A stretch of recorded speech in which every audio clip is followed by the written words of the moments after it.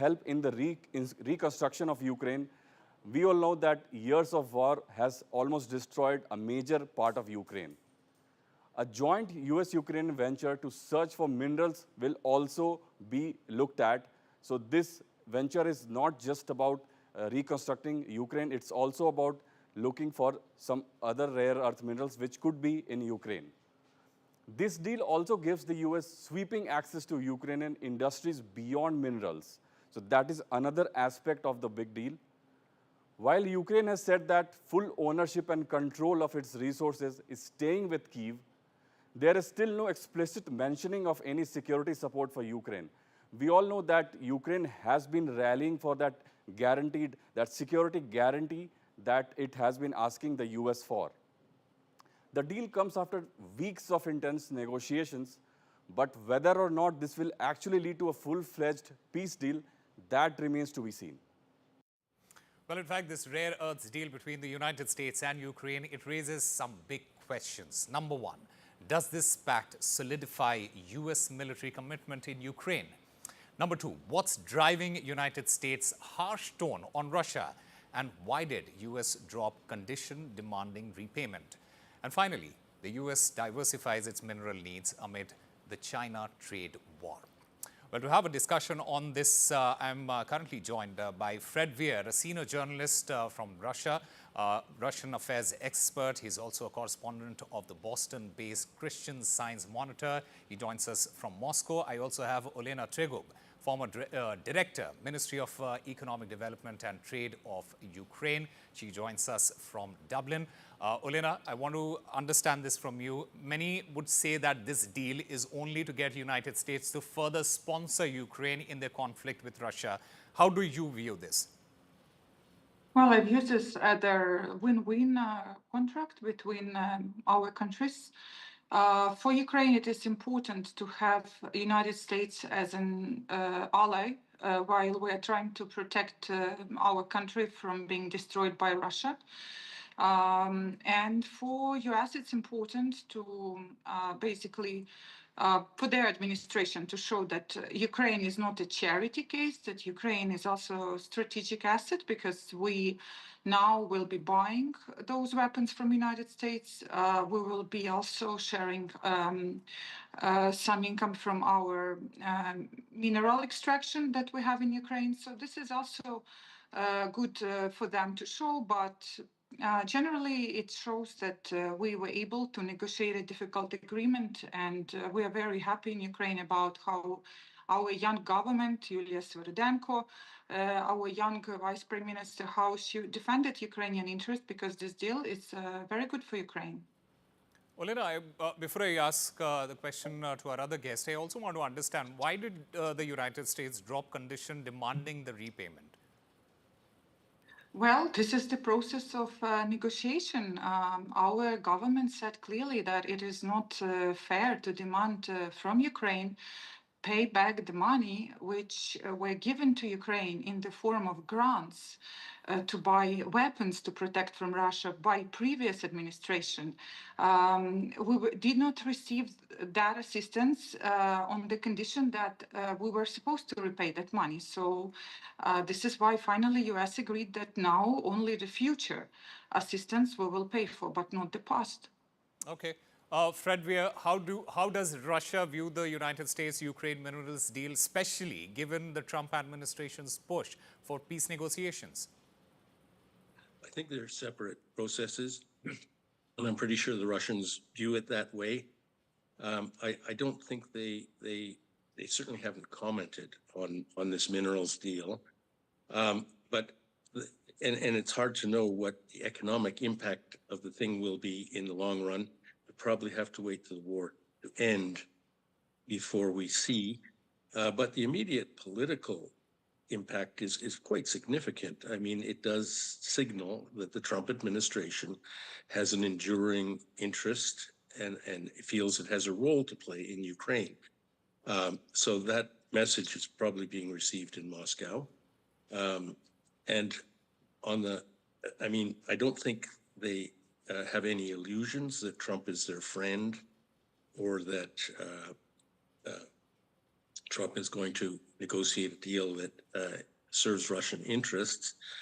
But they will be analyzing it, I guess, and I think they plan to offer something of their own, because whatever kind of mineral resources Ukraine has, Russia has 10 times more. And this is I think the emerging consensus in Moscow is you've got to deal with Trump, you've got to finesse him. The man is a real estate tycoon. He loves owning stuff. And doing deals. So let's work with him on that basis. But we have to wait for Russia to respond, and they may not do so about the minerals deal. It's the peace negotiations that come first, and that's what Russia will be focusing on. But Fred Weir, how is Russia viewing Donald Trump at this moment? Is Donald Trump a friend? Is he an ally of Russia? How is Russia viewing Donald Trump at the moment? The Russians had 4 years of Donald Trump before. It was a circus. Russian-American relations were worse when Trump left office than they had been when he went in. So I don't think they have any illusions about Trump. They certainly happy about the opening that Trump created for his own reasons. Opening for normalizing relations with Russia, even the peace talks, if they can be played, as it were, to achieve Russian war goals, then that's fine. But otherwise, you see, the news from the war front is that the Russians are gradually winning, and they will continue to do so. I mean, it's my perception here in Moscow that Russian society is more or less consolidated behind Putin and the war. The Russian economy is working fine, and they have no shortage of manpower. So eventually they will win. And that's what they think. That's certainly what they believe. So if whatever Trump is doing doesn't work out for them, they'll remain on the battlefield until they get what they want. Speaking about the economic impact, Olena, how will Ukraine balance the global investment with long-term economic benefits for its citizens, considering the $15 billion infrastructure cost? Well, currently all those projects in this investment fund, this is all about the future, including their extraction of those minerals and thinking about how much money we are supposed to get from those minerals, because we're not even talking about all those explorations and extractions during the war. However, what is clear is that Ukraine will keep receiving assistance from Europe to defend the country. And there is a plan, like you mentioned, there to rebuild our infrastructure after the war. There is 300 billion Russian assets in Europe which are frozen, which can be used to help rebuild Ukraine and to pay back to those countries who helped us defend our country, who didn't want to, but they had to buy weapons for us. This money probably is on the table for sure.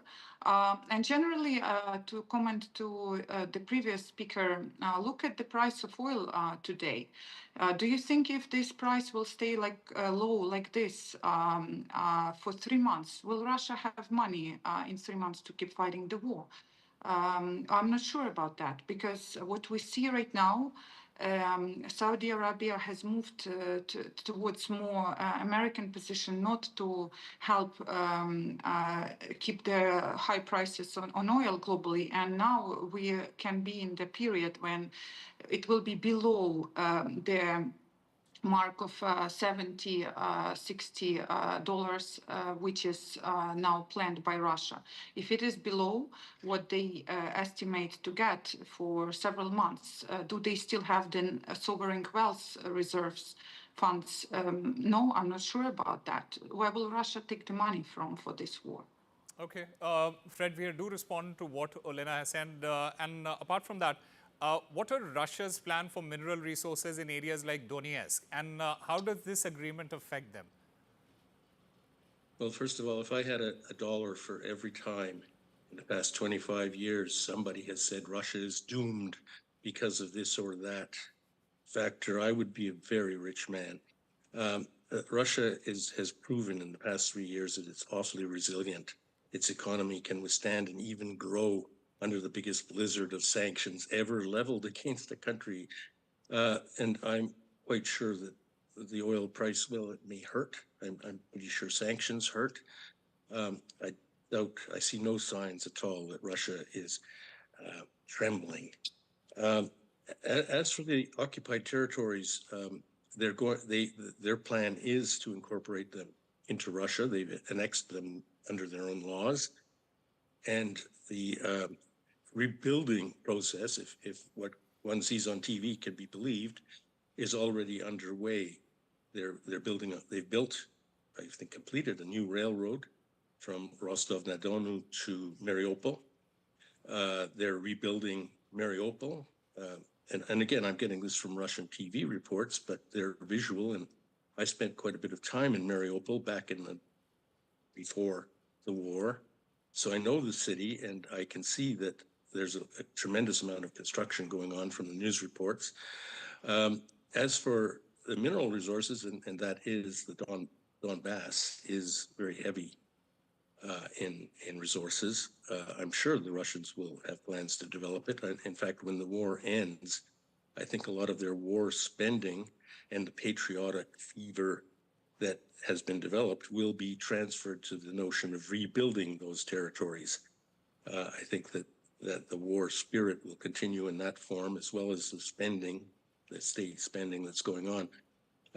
So I think that, well, I mean, we all hope that peace will come as soon as possible, but there's clearly a huge gap between Russia and the United States at this moment, despite the positive noises one hears. All right. The United States also claims that the deal is going to support a peace process for Ukraine's sovereignty. How will Russia interpret this, and what are its key conditions, etc.?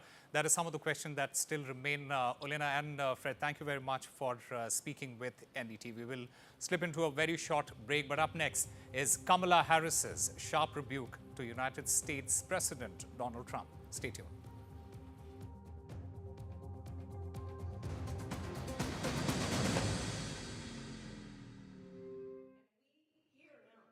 Some people think life slows down in your 50s, but I'm just getting started. And I don't want my lot to have to worry about funeral costs. Let them spend their money on nicer things. So I decided to learn more about over 50s life insurance from Cover Today. They're the only over 50s life insurer with no waiting period. Unlike other insurers who can make you wait up to 2 years, with Cover Today, you're fully covered from day one. And you're covered for the whole of your life. Unlike other things in life, the price never goes up. Go online or talk to their friendly UK team in just one phone call. Cover Today are the only over 50s life insurer with no waiting period. And no annoying trips to the doctors either. Plus, you get your choice of a £125 gift card. Now I'm with Cover Today, I can get on with something much more interesting. To find out more about Cover Today, call our friendly UK team on 0800 470 4474 or visit covertoday.co.uk. It's time for some tombola. Working on that flat pack. Open for fun. Been bulking up the six-pack. Open for fun. It feels good knowing that your future's in hand. Evlo can offer you a loan from £1,000 to £15,000. Get your conditional decision in minutes. When I woke up, they said, Alyssa, you've got leukemia. We found out that the chemo wasn't working. So at that point, it was like, I'm gonna die. My consultant was looking for these clinical trials, and she found this one at Great Ormond Street. I'm cancer-free now. Curing Alyssa was a world first, but cancer is still the biggest killer of children in the UK. Will you help us do more? Search Gosh Care to give £3 a month and help build a new children's cancer centre at Great Ormond Street Hospital, a home for breakthrough research with world-class facilities to help beat cancer for more children. Together, with your kind support, we can help save lives and transform children's cancer care for decades to come. Text CARE to 70125 to give £3 a month and help build our new Children's Cancer Centre. Together, we can beat cancer for more children. Save up to £468 on your car insurance. He's just used Confused. JustUsedConfused.com. Discover the finest quality made-to-measure blinds, shutters and curtains at Blinds Direct. A huge selection of beautiful window dressings to suit every room. Handmade here in the UK with a 5-year guarantee for your peace of mind. Order your free samples today and choose your perfect design. Exclusively online, delivered direct to your door. Shop now for 30% off selected products at Blinds Direct. Create your dream home with blindsdirect.co.uk.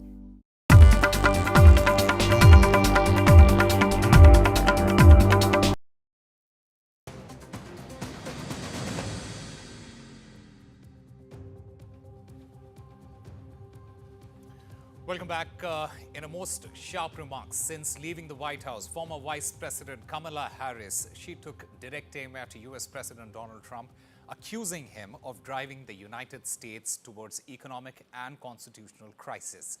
Just one day after Trump marked his 100th day in office, Kamala Harris slammed his sweeping tariffs, calling them the trigger for what she described as, and I quote, the greatest man-made economic crisis in modern history.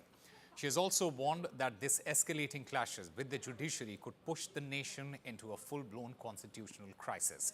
Kamala Harris says the new administration is not just changing policy, it's trying to govern by fear. Listen in. We are living in a moment when the checks and balances upon which we have historically relied have begun to bubble. And we here know that when the checks and balances ultimately collapse, if Congress fails to do its part, or if the courts fail to do their part, or if both do their part, but the president defies them anyway, well, friends, that is called a constitutional crisis. And that is a crisis that will eventually impact everyone. Because it would mean that the rules that protect our fundamental rights and freedoms, that ensure each of us has a say about how our government works, will no longer matter. On to Canada, a record 22 Punjabi origin candidates, they have been elected to Canada's House of Commons following a dramatic comeback by Prime Minister Mark Carney's Liberal Party. The key winners include Anita Anand, Ruby Sahota, among others, while Brampton saw a fierce contest with 5 ridings going to Punjabi candidates. The Conservative Party also made gains with Punjabi leaders like Amarjeet Gill and Tim Uppal winning key seats. Notably, NDP's Jagmeet Singh, he lost in Burnaby Central, with the party now losing its official status. This, in fact, marks the highest ever representation of Punjabis in Canada's federal parliament. My colleague Parmeshwar Bawa takes you through who rose, who fell, and why this isn't just Canada's story. From Ludhiana's lanes to Canadian legislatures, the Punjabi footprint on Canada's political map is now bold, brazen, and bigger than ever before. In a record-breaking turn of events, 22 candidates of Punjabi origin have secured seats in Canada's House of Commons. Yes, 22. That's more than 6% of Canada's entire parliament now speaking, voting, and leading with Punjabi roots. And no, this isn't just a Brampton story anymore. Brampton, though, has always been Desi turf, but this time it's become a full-on political battleground. Let's just break it down for you. Ruby Sahota, who's a Liberal, trounced Amandeep Judge, a Conservative in Brampton North. Maninder Sidhu, a Liberal, beat Bob Dosanjh, a Conservative in Brampton East. Amandeep Sohi, a Liberal, outpaced Taran Chahal, a Conservative in Brampton Centre. But not all seats stayed red. Sukhdeep Kang, a Conservative, flipped Brampton South by defeating Sonia Sidhu, who's a Liberal. And in a big blow, Kamal Khera, the Liberal Health Minister, lost to Amarjeet Gill, a Conservative, in Brampton West. That's actually 5 out of 5 Brampton ridings, with Punjabi names battling it out, and both parties walking away with wins and some with bruises. But let's just zoom out a bit, though.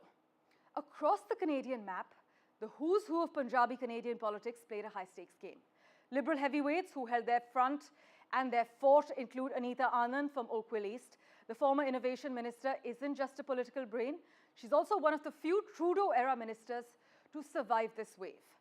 Bardesh Chagger from Waterloo, a veteran name, she's known for her work on diversity and inclusion.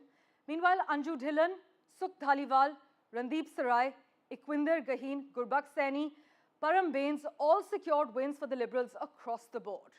In what may be the most dramatic twist of this election, though, Jagmeet Singh, one of Canada's most recognized political figures and leader of the New Democratic Party, the NDP, lost from Burnaby Central. But not only did he lose, he finished third and subsequently resigned as NDP president. Now, for a man who made international headlines with his swagger, his turbans and TikToks, this is nothing short of a political earthquake. Let's not forget, this isn't just about Canada, though.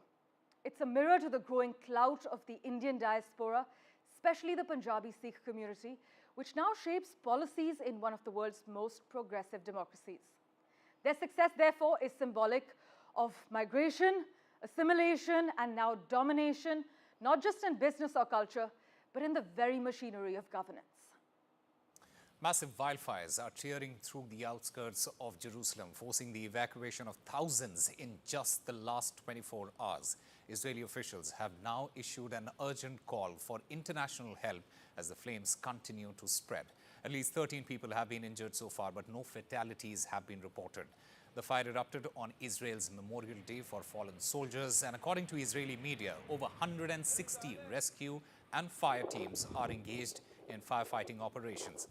Dozens of aircraft and helicopters are trying to contain the fire, and the country's military is also assisting the search and rescue operations, it said. However, dry weather conditions and high winds are causing difficulties. Officials have warned the situation could get worse, with wind speeds expected to reach up to 100 kilometers per hour. So far, nearly 3,000 acres of land have been scorched. The International Monetary Fund is sounding the alarm for oil exporting nations in the Middle East and North Africa, slashing its growth forecast for the region amid falling energy prices and mounting global trade tensions. The IMF now expects oil exporters, including Saudi Arabia and Iraq, to grow just 2.3% in 2025, a sharp drop of 1.7 percentage points from its previous forecast in October. What is driving the downgrade? Well, weaker global demand and a surge in supply from non-OPEC plus countries. The IMF now sees oil averaging $66.90 a barrel this year, nearly $6 less than previously predicted. Brent crude prices have already tumbled around 15% this year, hovering near $63 a barrel. Analysts point to the rising output from OPEC Plus and the ripple effects of US-led trade disputes as key factors dragging the prices down. Time for a very short break, but up next is United States has urged India and Pakistan to de-escalate tensions.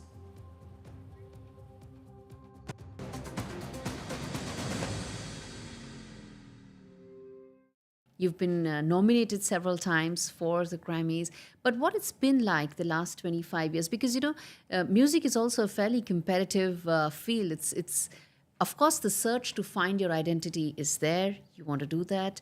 You want to probably isolate yourself from the noise. But at the end of the day, the arts as a field is also a very competitive space, isn't it? I didn't go into music to become an artist. I'd never imagined I'd make an album. It wasn't why I went into music. I went to music to sing. You know what I would do when I started singing? I became a music beggar. I heard for the very first time, I heard Pandit Jasraj sing. And I heard him, I was sitting in the first row because I was a patron of this arts organization. I didn't know who he was. I never heard Hindustani music. I'd been in Brazilian, Carnatic, all of that, but never much with Hindustani. I sat in the first row, and then he started singing. And then for the next 4 hours or 3 hours that he sang, I must have cried through the entire concert of his because it was so beautiful, so magical. And in my mind, I said to myself, I want to learn from him. And, like this, but of course, most of these people take take students when you're They're 5 young and, and- yeah. they live with them and they travel with them and do all of this. But the universe has a way of working. And I've got to tell you a very wonderful story about Pandit Jasraj, who I wanted to learn from, but I didn't know him. And I went to a concert of his after that again. Somebody calls me up. This is a week or two after I'd had this incredible experience, and I'm telling God or the divine, I want to learn music this way. I want to experience music where this combination of bhakti and notes come together. This is what's going through my head. I'm praying. I don't know quite how I'm doing it. A friend of mine randomly calls me up and he says, 2 weeks later, and he says, and this is so bizarre, the coincidence, that I can't call it a coincidence, I call it universal synchronicity. He says, oh, I'm a single guy, and I'm going to have Pandit Jasraj to my house for dinner tomorrow. But they have just called me up and given me a list of dietary requirements for him, which I cannot meet because I'm a single guy. I was going to order Chinese food, but he doesn't eat onions, he doesn't eat garlic, he doesn't eat anything. I don't know what to do. Do you think we can move the dinner to your house? And, you know, because you've got cooks and stuff, so maybe you can do it. I said, of course, this is the guy I've been dying to meet. Yeah. So this is how I met Pandit Jasraj, and then I begged him to teach me. And I met all these teachers. So for me, this journey of finding music was never about performing. And when Pandit Jasraj gave me his senior most disciple to teach me, Pandit Girish Vazalwar, who passed away, I would sing for 10 hours a day.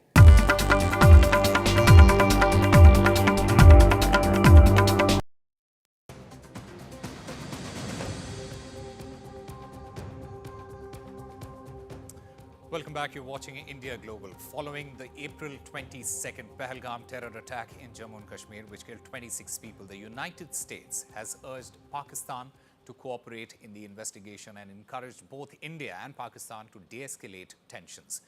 Defense Minister Rajnath Singh, he spoke to the US Defense Secretary Pete Hegseth with the Defense Minister saying that Washington backs India and has called the world to condemn terror. The US Secretary of State Marco Rubio, he spoke with Indian Foreign Minister S. Jaishankar and Pakistani Prime Minister Shehbaz Sharif, emphasizing United States support for India against terrorism and pressing Pakistan to assist in probing the attack attributed to the Resistance Front, a group that is linked to Pakistan-based Lashkar-e-Toiba. Pakistan has denied involvement and calls for a neutral investigation. Now, amid heightened tensions, including India suspending the Indus Water Treaty and both the nations closing airspaces, Marco Rubio has stressed re-establishing direct communication to maintain peace.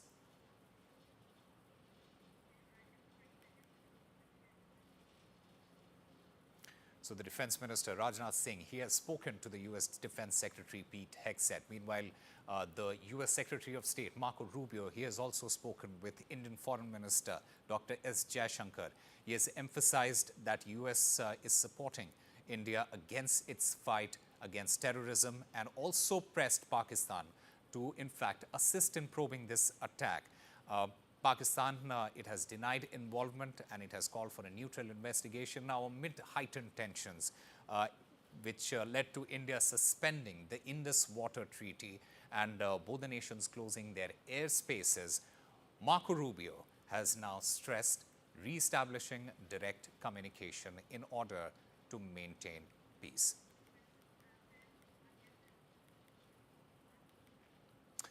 In fact, this entire development, it raises some big questions. Number one, will the United States be able to de-escalate tensions between the two countries? Will this affect United States arms delivery to Pakistan? That is another big question. And is pariah Pakistan now isolated on the global stage?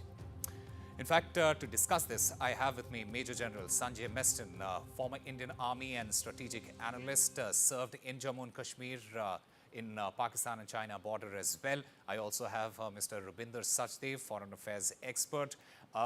Mr. General Meston, I want to come to you first. What should we make of this statement by Marco Rubio? See, Marco Rubio is very clear. But the fact of the matter is that they want both India and Pakistan to de-escalate.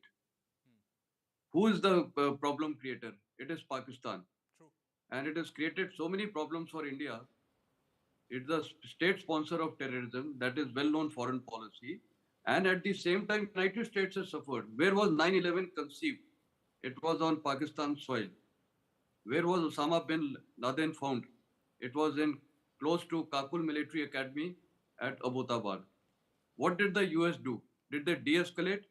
They went and struck Osama bin Laden. So now there is no question of any de-escalation till the time Pakistan does not shed terrorism.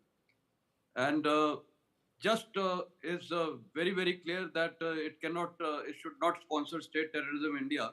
And it's been doing since how many years? 1947, 1965, 71, thereafter Kargil.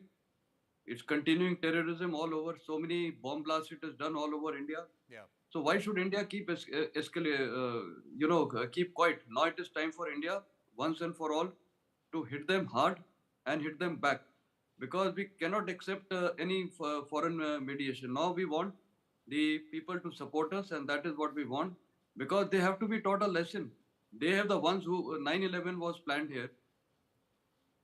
Yeah. Osama bin Laden was found here. Yeah. So America realizes it. The world realizes it. Whether it was strike on UK, whether it was on France or any part of the world, most of the strikes have been originated from Pakistan. And which country today, if Americans are asked, which country is the epicenter of spreading Islamic terrorism? And even President Trump has mentioned that is the biggest danger now in the country. Which country?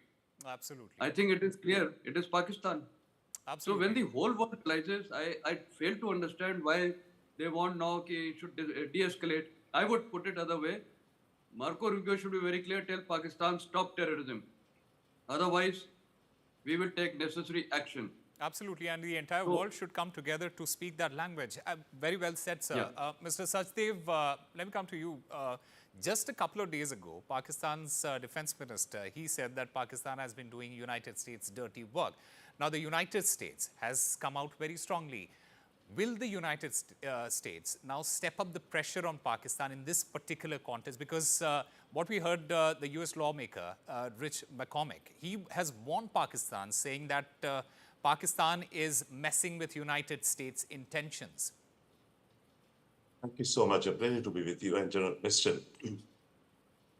See, I think what we should be doing theoretically, one approach right now, we should be telling the Americans that it is time for tit for tat. We have to use the words clearly. And the reason I'm saying these words will resonate with American leadership, with Trump, tit for tat. We've been hurt too often, too long, and now we want to give them back. So, Mr. Secretary of State, what you do is you tell Pakistan, we are going to hit them. You tell and you pressure Pakistan that whatever Pakistan is thinking of reacting, retaliating, Pakistan should lower it down. See, if we take a hit or if we make a hit, Pakistan will retaliate. We don't know how, I mean, in a certain sense, right? What Americans should do is that pressure Pakistan to listen, whatever its retaliation, because otherwise we are telling them if Pakistan retaliates, then it's going to be a big war. Right now, it's a tit for tat, right?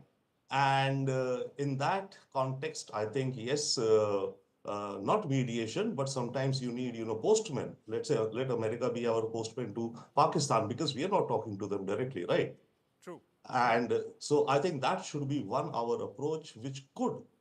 And then let Pakistan, retaliate at a lower level, which we are able to defend, play out that charade. Let Pakistan play a charade. It will have to play a charade of protecting itself, right? So the Americans can put pressure on Pakistan with respect to that. Forget about, chasing or investigating who the terrorists are or, investigation by the Pakistan government, etc. I mean, that's usual down the rabbit hole. Yeah. This is what we want. But Mr. Sachdev, what realistic leverage does Pakistan have here? Because in the past as well, there have been instances where Pakistan has handed over terrorists to the United States. Pakistan has also assisted United States in their war with Taliban. And it is quite likely that they will side with the United States again if it comes to a situation with Iran and the United States. Is that a leverage that they can utilize and they want to utilize? What is your opinion? No, they will, they have to, perform and act like a state, a responsible state, right? So that is what they will do. But, the point is that we do not know. We do not know what the mix is. We do not know, how many of the ISI are completely, radical. Some ISI may be, professionals, fair enough. But how many are radical, we don't know. And looking at the track record, what they're doing, we would want the entire ISI to go. Yep. General Meston, will this situation have any sort of effect on United States arms delivery to Pakistan? What do you think about that? Yeah, it should have a total impact. I think United States should cut off every arm delivery to Pakistan. Pakistan cannot, extract leverage throughout. It extracted during the Soviet intervention in Afghanistan. That time they extracted. In fact, that is a time when the seeds of this Islamic radicalism was, sown. And Mujahid, Jihad, all these words then were being talked about. So they extracted their pound of flesh when the Americans were helping, the eviction of Soviet Union from there. Next is when 9/11 happened. Again, the United States and 52 countries part of the ISF, they were in Afghanistan. So they had to go through Pakistan for all their logistics. So again, Pakistan extracted their pound of flesh. So Pakistan has always extracted their pound of flesh. And this is where somehow the West is being trapped. And you just mentioned even Iran. If tomorrow there's a conflict with Iran, I think now it is high time. With Iran, I don't feel that there is any necessity of Pakistan. Reason being because Iran, the US flotilla is based in the Arabian Sea and they have a lot of advantages on that account, and they have their bases all over Middle East, including Iraq. So that way they're well poised. So, and they don't have to be having troops or boots on ground there. It's going to be basically drones and, missiles and air. So American troops will never be on Iran. So that way there's no logistic support required through Pakistan. And now United States is already planning to have a Bagram air base in Afghanistan. So this shows that Pakistan's strategic geographical strategic location may not be much relevant now to Americans. So therefore, I feel the Americans now should be very clear. They should cut off all arms, aid everything to Pakistan, and they should tell them. And I think Indian strategy should also be very clear. What we need to state to the United States, I think following. First, Pakistan should cease terrorism forthwith. There is no doubt about it. Number two, Pakistan must vacate entire POK and hand it over back to India. This is our territory. Number three, I think most important factor is that the Durand Line has never been recognized by Taliban 1.0, Taliban 2.0, and the people of Afghanistan. So let India raise this issue of Durand Line in every possible forum and explain to the West that what were the original borders between the then British India and between Afghanistan then. So restore those borders. And let me tell you, why this Kashmir issue always being propped up by Pakistan? Because actual problem for them is the Pashtuns, what they have done. The Pashtuns on this side of the Durand Line. So what they have done tactfully, and I would say very strategically, they have, resorted to de-Pashtunization of the Pashtuns. This has been their strategy. So what was this strategy? What was the end result? That the Pashtuns were radicalized into Islam movement, and therefore they kept fighting among themselves, and they did not have time for education and so forth, and they were being used in jihad and suicide bombers. Now Taliban has realized that these people were, radicalizing them, and they have spoiled their country. Americans know it, whole world knows it, what Afghanistan was way back in 60s and 70s. So now, whole world should realize that Islamist movement, which they are talking about everywhere, and what was Asif Muni's statement? Two-nation theory? And what was that? Hindus and Muslims are separate. Imagine an army chief who's heading Absolutely, his own armed forces making such statements. Absolutely. So all these kind of things need to be told to the United States. So I think we need to go on a full-fledged diplomatic offensive all over the world to highlight what Pakistan is doing. Absolutely, and you have already answered the question, should United States be able to de-escalate tension? And the question is, will United States be able to de-escalate tension if at all it finds itself in that situation? Thank you very much to the both of you for joining us and having this conversation. Time for a very short break, but up next is Bangladesh is facing a currency note crisis. We'll get you all the details after the break.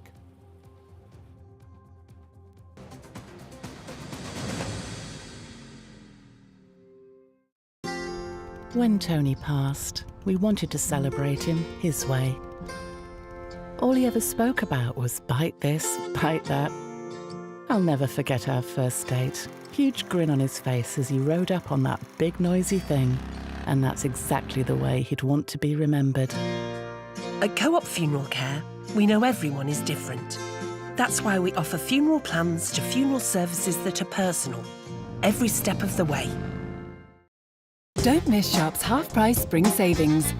Get Sharp's bespoke fitted furniture for every room, from living spaces to home offices and bedrooms. Many ranges are now half price, including our must-have Manhattan range. Our exclusive Space Plus system means we won't be beaten on space. Plus, you get our 15-year guarantee for total peace of mind. Refresh your home with Sharps this spring. Book your free home design visit today at sharps.co.uk. Please, can you send someone out? The poor thing is so skinny, I don't think he can walk. Okay, let me take an address. Today, the RSPCA will answer over 2,000 calls about animal cruelty and neglect. It's just completely unacceptable, isn't it, mate? Today, we will need to take over 100 animals into our care. Today, we urgently need your help to save them.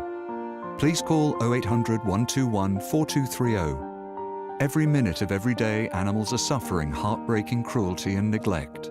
A gift of just £2 a month will help us do even more. Answer more calls, rescue more innocent animals and provide more life-saving treatments. But today, animals are suffering terrible abuse and neglect. Help us save them. Today, please call 0800 121 4230 or text TODAY to 80039 and give £2 a month. Thank you. Family life. It's made of ups and downs and those little moments. But should the unthinkable happen to you? Life insurance from Legal & General can help look after monthly bills, the roof over their heads, childcare costs, and most importantly, your family. Because no one protects more families in the UK than us. Premiums start from £5 a month and they never rise. Plus there's a £100 gift card after you apply. Legal & General. Ensure life goes on. When I woke up, they said, Alyssa, you've got leukemia. We found out that the chemo wasn't working. Cancer is still the biggest killer of children in the UK, but innovative new treatments could help beat cancer for more children like Alyssa. I'm cancer-free now. Text, call or search to give £3 a month and help build a new children's cancer centre at Great Ormond Street Hospital. So together, we can save more lives.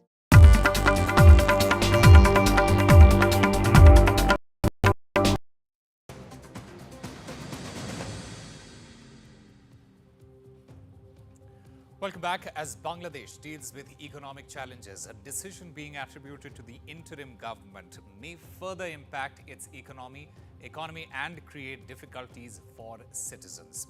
A currency notes crisis has hit Bangladesh after reports say that the interim government led by Mohammad Yunus has pushed forward with the decision of halting the issue of currency notes featuring Bangladesh's father of the nation, Sheikh Mujibur Rahman.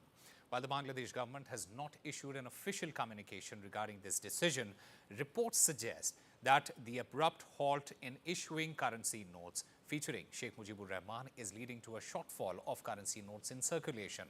To add to the trouble, the country's central bank will now look at dealing with old currency notes worth around 15,000 crore taka. And my colleague Saurabh Gupta joins us to get us more on this. Saurabh, this is truly a catch-22 situation for Mohammad Yunus as well as the interim government there. Well, no official communication has come on this issue, which is why it's also even more challenging for citizens, because they are bearing the brunt of what is being seen as a currency notes shortage. Now, Bangladesh's informal economy largely depends on cash transactions, and therefore to have a proper supply of currency notes is extremely important. According to some estimates, the informal economy almost makes up 40% of Bangladesh's GDP. So if that's the case, and if that informal economy is dependent on cash, then it's very, very important to have a supply of currency notes. And of course, the decision is being attributed to some sort of motivation to remove the legacy of Bangabandhu Sheikh Mujibur Rahman. Currently, currency notes have his image. There's an effort to wipe out his legacy, and that's why perhaps this decision has been made. But again, there's no official communication on this, but there is indeed a currency notes shortage in Bangladesh. All right, Saurabh Gupta, thank you very much for getting us the latest. Research has highlighted that limited access to antibiotics is fueling the spread of superbugs, drug-resistant bacteria. In many regions, inadequate healthcare infrastructure, poverty, and regulatory gaps restrict antibiotic availability, leaving infections untreated or improperly managed. This drives resistance as bacteria evolve unchecked. The WHO estimates 1.27 million deaths annually from antimicrobial resistance, with low and middle income countries hit the hardest. Solutions include improving access to effective antibiotics, enhancing diagnostics, and promoting responsible use to curb misuse. Investments in new drugs and global coordination are critical to tackle this growing crisis. We'll try and understand a little bit more from Dr. Viranchi Shah, the National President, Indian Drug Manufacturers Association, the IDMA. Mr. Shah, thank you very much for speaking with NDTV. What I want to understand from you is what key healthcare improvements are needed in especially low and middle income countries in order to boost antibiotic access and curb superbugs. Gaurav, thank you so much for having me on the show. Indeed, antimicrobial resistance and dealing with antibiotics is a very important issue for the low and middle income countries, because infection constitutes a major health requirement for all these countries. If you look at India, out of the approximately 21,000 crores of market size we have, almost 26,000 crores is the size of the antibiotics or anti-infectives that are sold in India, which is almost 12% of the market volume. So indeed, this is a very important therapy. As far as India is concerned, I would say that most of the antibiotics or anti-infectives, they fall in the list of national list of essential medicines. And when they are a part of national list of essential medicines, the prices of these drugs are controlled by the central government under the drug price control order. And therefore, in my personal opinion, there is very little issue of excess or availability of these drugs, because they are priced in a way which a common man can access. And also beyond that, the government has Jan Aushadhi Kendras and several other ways in which very low cost solutions for these kind of antibiotics and infectives are available in India. But the major problem, if we talk about India, is not of excess, but I would say indiscriminate use to some extent. Because in India, it's very easy to go to a chemist shop or pharmacy and ask for an antibiotic. And many of the patients do that based on probably the prescriptions that were given earlier by a doctor, assuming that it is the same strain that has infected them again, which is actually a big mistake, right? Dr. Shah, is it also because of the lack of education when it comes to people? And, my follow-up question is, how can communities, especially in low resource areas, be educated on responsible antibiotic use? So I think the most important part of antibiotic use is people have to understand that antibiotics are not things like painkillers or vitamins. And every infection may have a different strain. And therefore, it is always important for a patient with any suspected infection to reach out to a medical professional, understand what best antibiotic would be applicable to that particular condition, and on that prescription be allowed to use those antibiotics. Because what we have seen is that people tend to, based on their past experience, buy some antibiotic and do a self-medication. Over and above that, we treat it as a painkiller. Like if you take that antibiotic for 2 days and you feel good and you stop using it. Absolutely. And that which is something actually that is a very, major very cause for dangerous the also resistance. That is something that is very, very dangerous also. And you very rightly put it also there. Another point is how can the WHO, say for example, drive collaboration between nations, etc. And that is something that we still need to answer. But thank you very much, Dr. Shah, for being a part of this conversation. Meanwhile, the Padma Shri Rapid Chess World Champion, Koneru Hampi, she spoke to me yesterday. This was during an event where she said that this is the golden period of Indian chess. Listen in to that conversation. Joining me right now is one of the finest minds in the world of chess, the Grandmaster herself, Koneru Hampi. Thank you very much for speaking with NDTV. First of all, I would want to understand why you are here, because this is possibly for the first time that an event like this is happening. What basically, what is the reason that you decided to be a part of this particular event, and what's different about this event? Yeah, thank you. And it's been really wonderful to be in this SOG Grandmaster Series. I've been associated with them as a brand ambassador from the last few months. So I have been there in their Mumbai event as well. And this is one of the best platforms for online gaming show, where we have a chess, blindfold chess, and also rummy taking place. So they give an opportunity to a lot of players to take part online, sitting from their home, and later on they come here for playing these semi-finals and finals, and also they'll be having bigger tournaments in future as well. So this is a very good platform for youngsters to improve their skills and also to showcase their talent. Definitely. It's been a difficult year for our family. We're finally going through my Tom's things.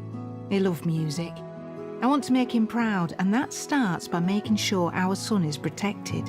Welcome to British Seniors, the UK's #1 rated provider of over 50s life insurance. How can I help? Hi, I'd like a quick quote. You've come to the right place.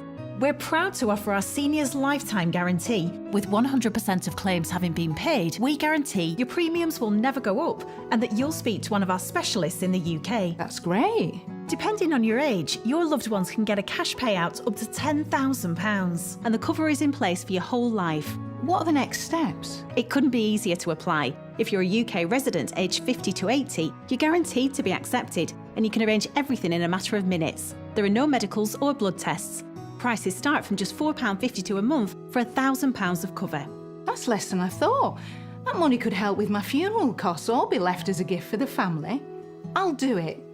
As the UK's #1 rated provider of over 50s life insurance, Pragyananda, Arjun, Arvind Chidambaram, Neha, a lot of players are coming. You have Vaishali, Vaishali, Divya, many players coming up.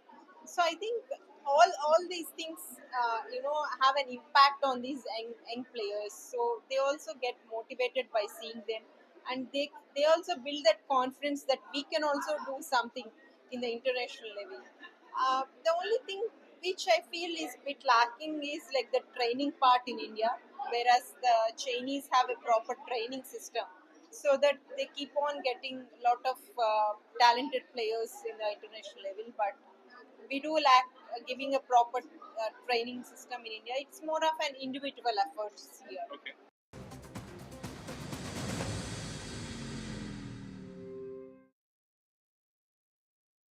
It's been a difficult year for our family. We're finally going through my Tom's things. He loves music. I want to make him proud, and that starts by making sure our son is protected. welcome to British Seniors, the UK's #1 rated provider of over 50s life insurance. How can I help? Hi, I'd like a quick quote. You've come to the right place. We're proud to offer our seniors lifetime guarantee. With 100% of claims having been paid, we guarantee your premiums will never go up and that you'll speak to one of our specialists in the UK. That's great. Depending on your age, your loved ones can get a cash payout up to £10,000 and the cover is in place for your whole life. What are the next steps? It couldn't be easier to apply. If you're a UK resident aged 50 to 80, you're guaranteed to be accepted and you can arrange everything in a matter of minutes. There are no medicals or blood tests. Prices start from just £4.52 a month for £1,000 of cover. That's less than I thought. That money could help with my funeral costs or be left as a gift for the family. I'll do it. As the UK's #1 rated provider of over 50s life insurance, we're proud to protect thousands of families across the UK. Plus, when you sign up, you'll receive a £135 gift card and free 24/7 GP advice and health services. Be proud to protect your loved ones with British Seniors. To get a free quote today, call our UK team on 0800 458 9989 or visit britishseniors.co.uk. Dealing with my lot means making smart choices and trying to find the time to plan ahead. And with our family growing, I want to protect the life we've built. Welcome to Smart Insurance. How can I help? Hi, I'd like a quick quote, please. You can choose a benefit amount up to £750,000 depending on your age. And you can personalise your policy with optional critical illness and children's cover. Brilliant. If you're a UK resident aged 18 to 64, you can apply with just a few health and lifestyle questions. For £250,000 of cover, the price starts at just £14.77 a month. That's less than I thought. And could help my husband pay off the mortgage. Just like families, not all life insurance is the same. That's why we offer the Smart Family Guarantee. We guarantee a straightforward application process, award-winning service you can trust, and cover from day one. And it's easy to arrange.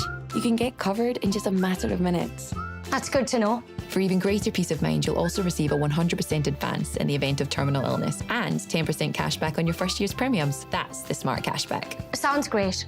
I'll go ahead. Our Smart Family Life Insurance is exclusive to us, and when you sign up, you'll get access to free health and wellbeing services. Plus, you get your choice of a £125 gift card. Looks like my lot have learned to plan ahead too. Protect the life you've built the smart way. To get a free life insurance quote today, call our specialist UK team on 0800 977 6858 or visit smartinsurance.co.uk.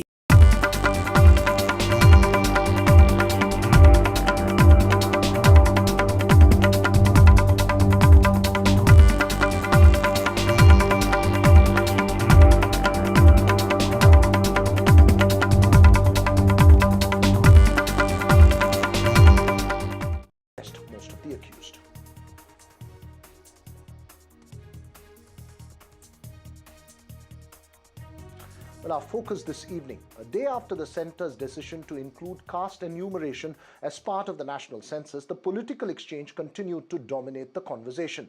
While the BJP continued to hit out at the Congress Chief Ministers Revant Reddy and Siddaramaiah came out with strong statements. Apart from giving credit to Rahul Gandhi for pushing the centre on the issue, Revant Reddy asked for a ministers' panel and offered the Telangana survey model as a blueprint.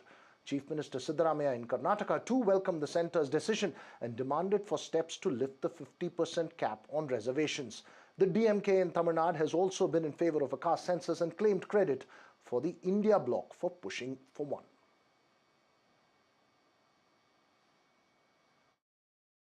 Caste in our social system, caste is a reality. We can't forget the caste. In order to bring about a change in the society,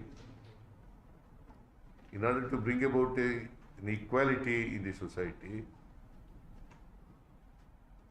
in order to eradicate the caste system in the society,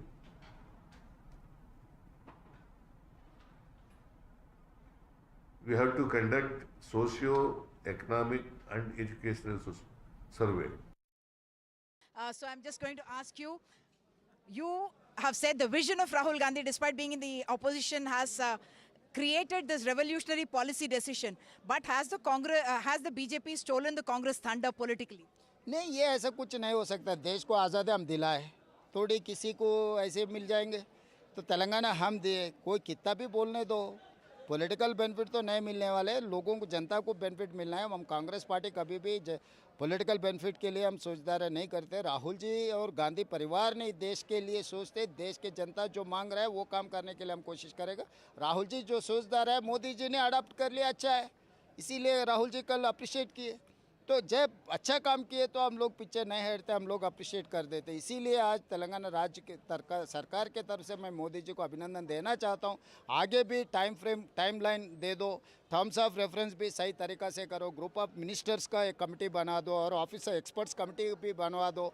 आप जब political party से चर्चा करो, stake holder से चर्चा करो, civil society से चर्चा कर दे के within time frame he has to deliver. इतना ही हमारा मांग है। तो हम साथ मिलकर काम करने के लिए हमको कोई एतराज़ नहीं है, क्योंकि देश में 140 करोड़ जनता के लिए जब अच्छा हो रहा है, भला हो रहा है, तो इसमें राजनीति देखने का ज़रूरी नहीं है। But there is a war to take the credit for this, isn't it? You have been tweeting, many of your leaders have been tweeting about how it started with the Bharat Jodo Yatra, that Mr. Rahul Gandhi had actually put this as a national agenda.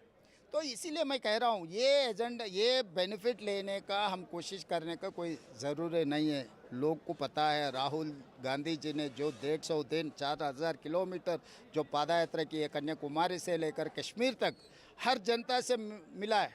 जनता लोगों का दिल का धड़कन सुना है, इसीलिए राहुल गांधी हर जगह में बोलते गए। Yesterday it was Rahul Gandhi who spoke about Telangana model. आज रेवंत रेड्डी ने हमसे बात करी NDTV से। उन्होंने कहा कि सरकार को हम धन्यवाद करते हैं, नरेंद्र मोदी जी को हम धन्यवाद करते हैं कि उन्होंने कास्ट सेंसस की बात करी, लेकिन तेलंगाना से कुछ सीखना चाहिए। जिस तरीके से तेलंगाना ने पूरा सर्वे कराया है कास्ट का, उस तरीके से देश को करना चाहिए। जो तेलंगाना में सेंसस नहीं हुआ है, सर्वे हुआ है, वो फर्जी है, कोई साइंटिफिक मेथड नहीं है, कोई कंस्ट्रक्टिव सर्वे भी नहीं था। पहला कुछ रिपोर्ट तैयार किया, सूरे तेलंगाना के जनता के लोग, ओबीसी के लोग पूरे उसमें हाहाकार मचा था। फिर 2 दिन लेकर फिर सेक्रेटरी में बैठ के फिर सर्वे किया बोल के झूठा एक फर्जी रिपोर्ट किया है। उसमें भी 10% बीसी मुस्लिम, बीसी हिंदू, बीसी मुस्लिम, हिंदू बीसी, मुस्लिम बीसी, ऐसा सर्वे करके 10% ओबीसी में मुस्लिम को जोड़कर सर्वे किया है। ऐसी सर्वे भारतीय जनता पार्टी सरकार केंद्र में, देश में हम नहीं करेंगे। भारतीय जनता पार्टी जो भी काम करेगा कंस्ट्रक्टिव काम करेंगे, और जो भी करेगा ओबीसी के हित में करेंगे, जो भी करेंगे देश के हित में करेंगे। सभी लोगों को न्याय मिलना चाहिए। भारतीय जनता पार्टी पहले से ही तय किया है। आपको मालूम है, जो भी भारतीय जनता पार्टी समय समय पर निर्णय लेते हैं, देश के हित सोचते हुए निर्णय लेते हैं। इस ओबीसी का जो पॉपुलेशन सर्वे करना चाहिए, इसमें भी देश के हित में ही लिया है, मगर कांग्रेस से डर के, राहुल गांधी से डर के, राहुल गांधी के सर्टिफिकेट के लिए, राहुल गांधी को क्रेडिट देने के लिए कोई निर्णय नहीं किया। Are you saying that it's a political motivated survey that was done in Telangana?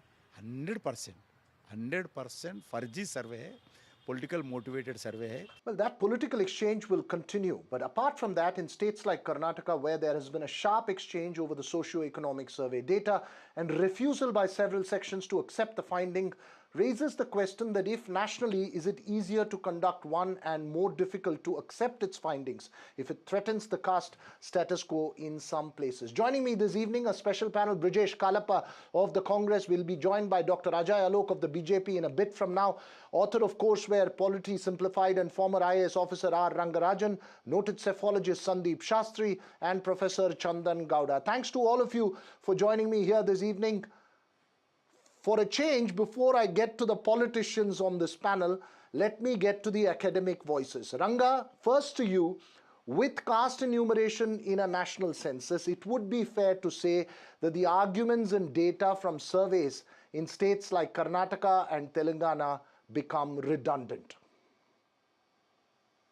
Yeah, thanks Veera for having me on the show. Yeah, you can say that. I mean, to begin with, short answer to your question, yes. The fact is, census is in the union list. And so once the caste census is made by the center, that data will override. But if you look at it, the demand for a caste enumeration started from states which are ruled by opposition. In fact, Mr. Nitish Kumar started this exercise in Bihar when he was in the opposition and not part of the NDA alliance, and he completed it first.